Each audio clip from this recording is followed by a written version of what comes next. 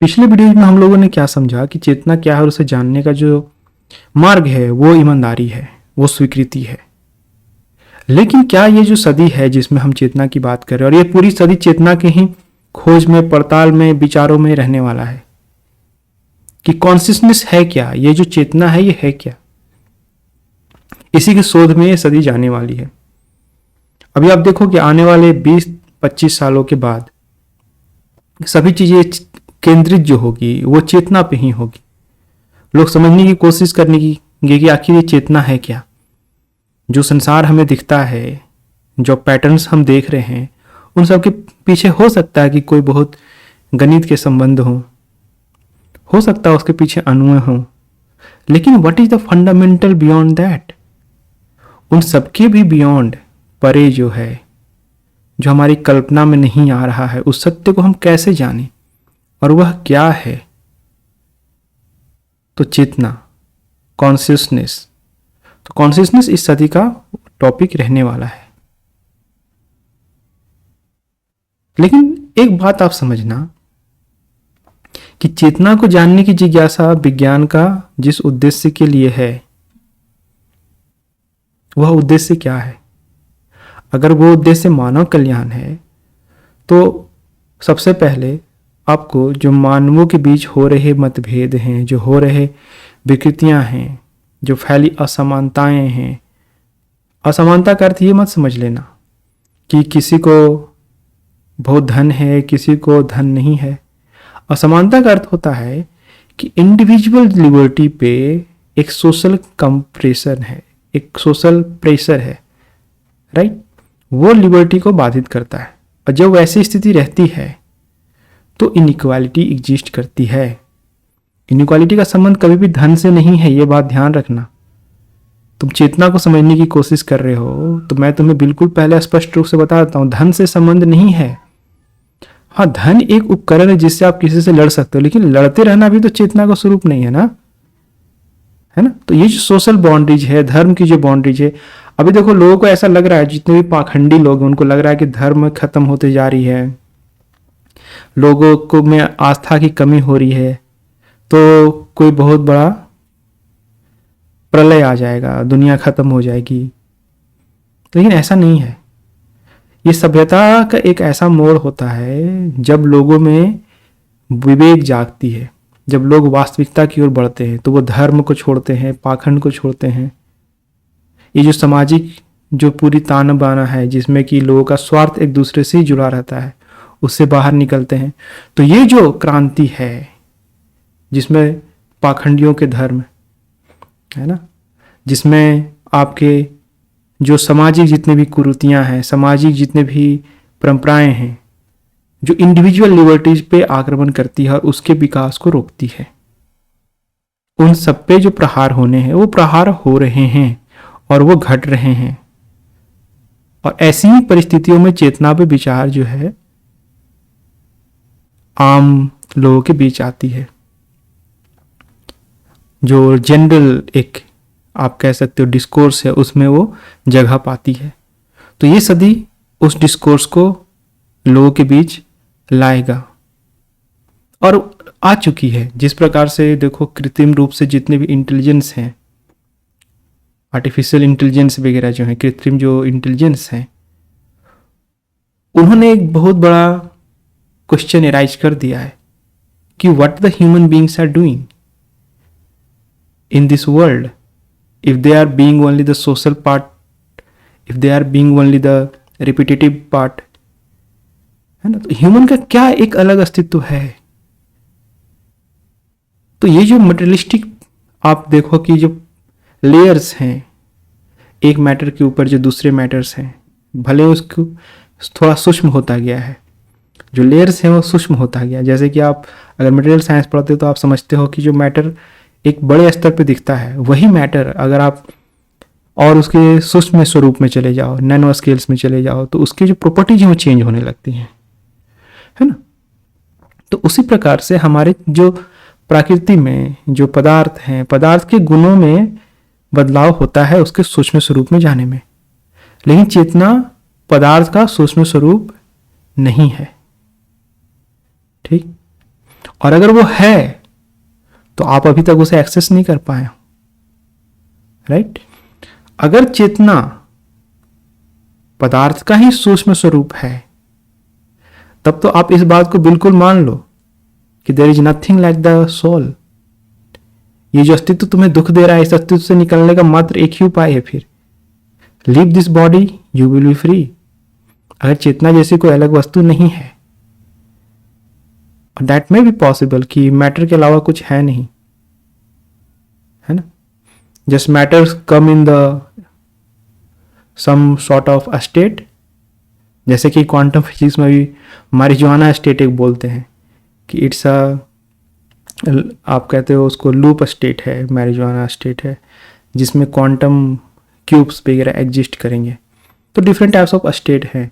तो हो सकता है कि ह्यूमन जो प्रेजेंस है, ह्यूमन बॉडी का जो फिजिकल प्रेजेंस है, वो उसी प्रकार का एक स्टेट है ना। अब ये स्टेट तुम्हारे डायमेंशनल स्टेट्स भी हो सकते हैं।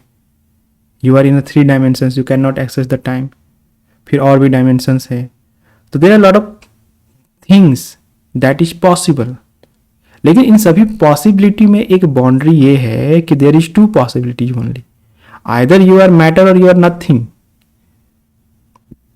because you are functioning just as a part of nature, then your existence have no meaning.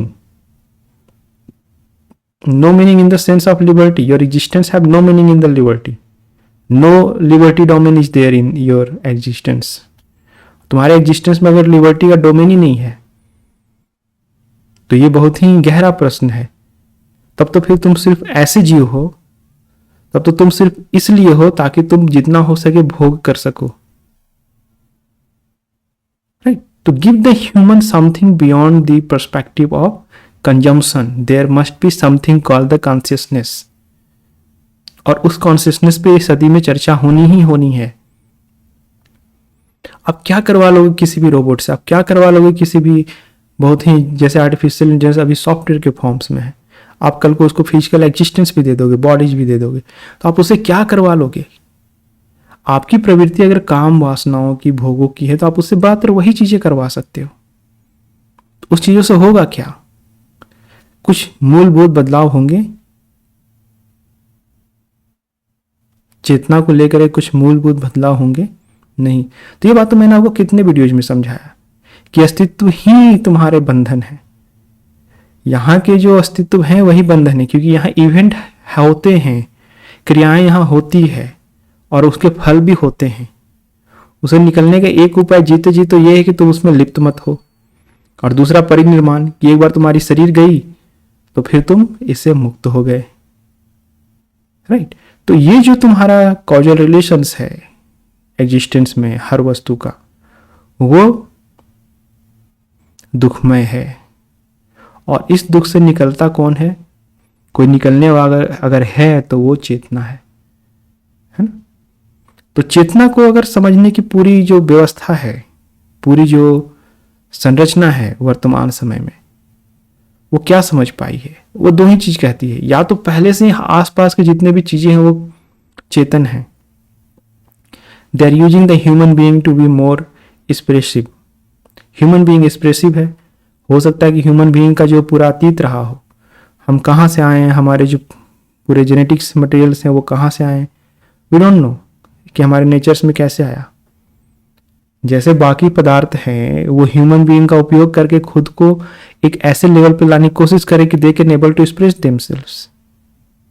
तो हो सकता है, बिल्कुल ये संभव है कि आसपास की जो आपको लग रहे हैं आर्टिफिशियल इंटेलिजेंस वगैरह चीजें वो चेतन ही है। They are already conscious from the beginning and they are trying to achieve your level.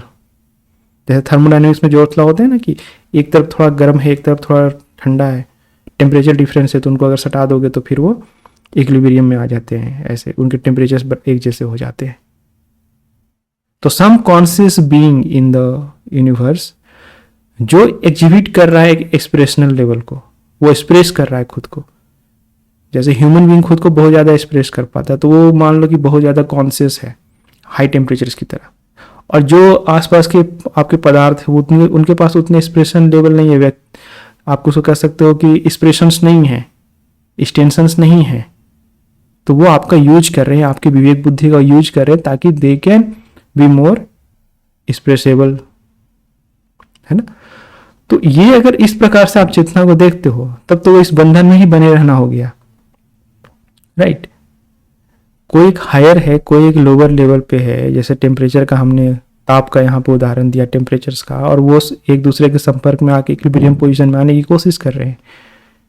तो ये तो बिल्कुल उसी तरह से गुण वाले बात हो गए, सत्व रज तम गुण है आपस में, they are interacting and they are trying to balance one another and but they do not able to balance. तो वो तो प्रकृति में हो गए। तो अगर आप चेतना को इस प्रकार का समझोगे कि वो बढ़ने और घटने वाला है,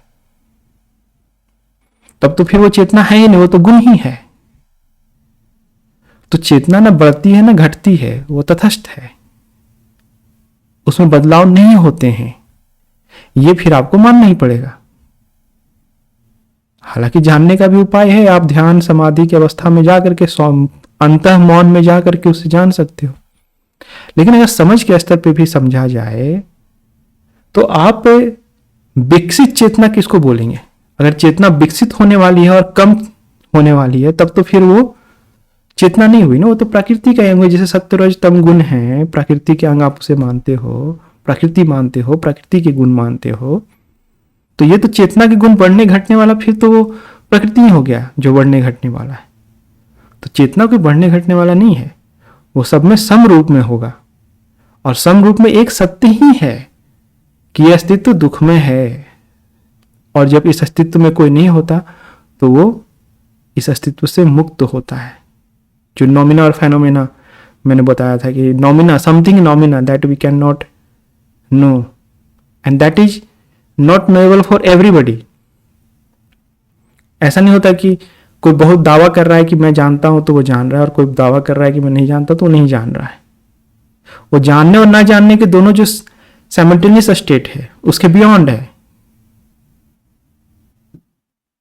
ना। तो चेतना को लेकर के जितनी भी धारणाएं हैं वो वास्तव में मूलतः प्रकृति ही साबित होंगी। और जो चेतना है दैट्स द थिंग ऑफ नॉमिना, और उस नॉमिना में सबका एक अधिकार है। आज यहीं रखते हैं, धन्यवाद।